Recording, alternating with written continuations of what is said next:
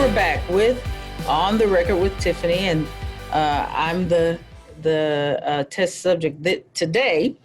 As we talk about what's going on with the task force, Texas Kidney Foundation. I think when we last left off, we were talking about the chronic kidney disease task force. Yes, we were. So in regards to the Texas Kidney Task Force, what are the main objectives? What are y'all trying to accomplish? Or why was the Texas Kidney Task Force brought together? Well, it was created because Rita Littlefield, this mom who of a kidney patient, Jackie, her daughter Jackie died from kidney disease 30 years ago. And instead of succumbing to the pain of losing a child like that, Rita decided nobody should have to go through this. And let me see what I can do to change this. And she told Jackie before Jackie died that her goal was that she would not leave this earth before she made a difference for kidney patients and made a difference for other families like her, so that other moms and dads and kids didn't have to go through this. And she literally has spent the last 30 years bringing that to fruition. So the task force came about because she hunkered down and wrote some legislation. I mean, Rita's a persuasive lady. So she got together with some legislators and actually wrote the bill that passed the House and the Senate that created the task force. She did that 10 years ago. And that's how the task force came about in its first iteration.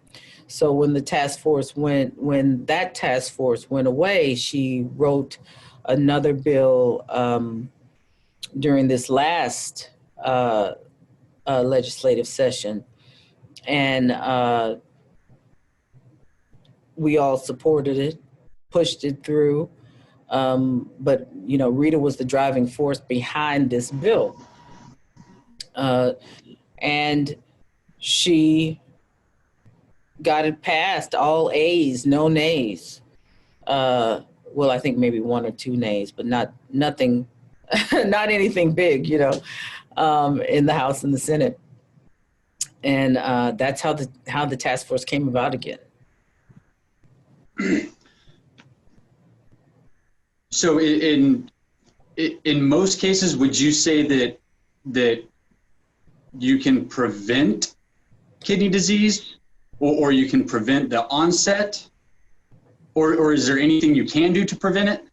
According to the Medical Education Institute, in 80% of the cases of kidney disease can be slowed down or prevented. Now, they don't have to go to end-stage renal disease, which is what we're seeing now. So kidney disease can definitely be managed. I always say, like, one of the reasons why I'm not in the same boat as the rest of my family is that 10 years ago, I lost 187 pounds. I used to weigh 340 pounds. That change in health and beginning to make, and I kept it off, beginning to change what I ate and just completely, I eat and drink completely differently. I don't drink my calories anymore. Changes like that, behavioral changes, are an important part of the preventative world. Right now, we think, a lot of Americans look for a pill or a fix. You know, we're always pushing some sort of fix to people, but the reality is that patient empowerment, an individual making choices and understanding what good choices are available that they can make, is probably one of the most important things that you can have, is the power of taking your own health by storm. Now, staying on that same subject, the cost of having end-stage renal disease is expensive, correct? Yes, $88,000 a year. That's what Medicaid and Medicare spend on end-stage renal disease. And to put that into perspective, there are 54,000 people in the state of Texas with end-stage renal disease. So an average of $88,000 a year for 54,000 people is somewhere in the neighborhood of $4,800,000,000. You said 4 billion with a B? Yes, 4 billion. And so you said 54,000 people, you said with ESRD or on dialysis. I missed that. That's what, yes, there are 54,000 people on dialysis in the state of Texas. Mm-hmm. And so if there's 54,000 people on dialysis in Texas, that's not including the people that don't know that they have it, correct? It's not including the people that don't know that they have some form of kidney disease. So you could have stages 1 through 4 or 1 through 3B, and those numbers are not included in the 54,000. So now the CKD population in the United States, their numbers, the cost to the U.S. is 3 times what it is for the ESRD population.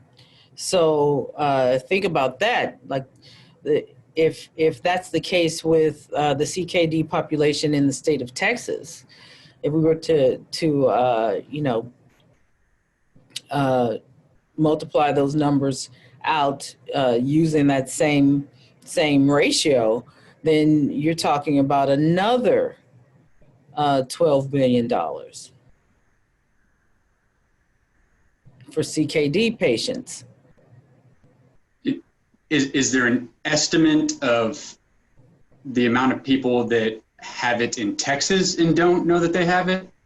Or do we just have the estimated number of people in Texas that don't know that they have it is between 4.7 million and 4.9 million.